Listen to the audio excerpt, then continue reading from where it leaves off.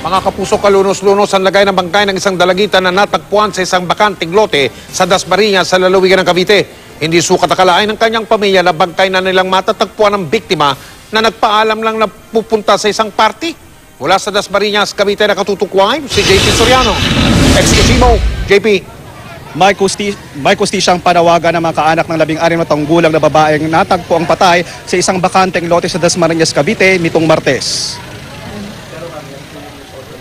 Ito ang muling litrato ng 16 na taong gulang na si Angeli Marie Valiente Lobaton o Jelly. Nagluluksa ang mga kaanak ni Jelly matapos siyang matagpo ang patay sa isang bakanteng lote sa Pasong Bayog, Burol, Maine, Dasmariñas, Cavite. Kwento ng kapatid ni Jelly na tumangging mapangalanan, noong May 4 nang magpaalam daw ang kapatid na pupunta sa isang birthday party ng isang dating kamag-aral sa high school. Pero gabi na raw at hindi na sumasagot sa text at tawag si Jelly. Alauna raw na madaling araw nang tawagan niya ang cellphone ng kapatid pero hindi na raw ito sumasagot. Kaya nagsumbong na raw sila sa pulisya. Nitong May 6, ibinalita raw sa kanila ng pulisya na isang katawan ng isang babae ang natagpuan.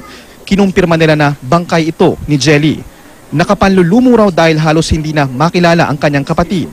Nangingitim na at bloated na ang mukha ng dalagita. Ayon sa autopsy report na nakuha ng kaanak ni Jelly, may pasa sa kaliwang ribs, may black eye sa kaliwang mata na resulta raw ng blunt traumatic injury sa ulo at likod ang bata.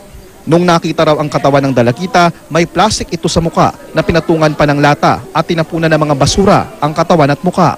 Ayon sa kapatid ng biktima, wala pang indikasyon na hinalay ang biktima dahil nasa decomposition stage na ang katawan pero patuloy daw itong sinusuri. Ayon sa kapatid ni Jelly, iniimbestigahan na raw ng pulisya ang may 10 kataong huling kasama sa party ng kapatid.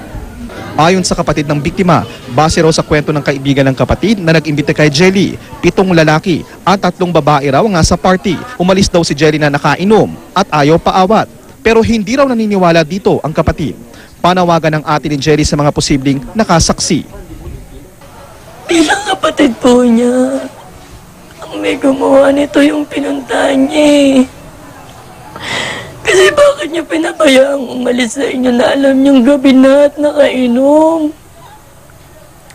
Dapat kahit ayaw magpapigil, pinigilan niyo pa rin eh.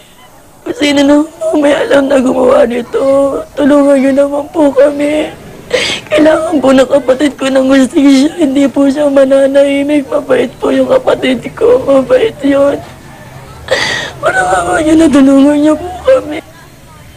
Mike, bumuo na ng Special Task Force ang Dasmariñas Police para sa agad na ikalulutas ng kaso at nakuhanan na rin ng salaysay ang mga posibleng testigo na kasama doon sa parting inatendahan ng biktima at nakiusap naman ang Dasmariñas Police na wag mo nang idetalye ang iba pang resulta ng kanilang investigasyon para sa agarang ikalulutas ng kaso at muling paalala ng pulisya sa mga magulang at mga kaanak sa lahat na parating bantayan at gabayan ang inyong mga anak lalo na kung ito'y minor de edad. Mike? Maraming salamat, JP Soriano.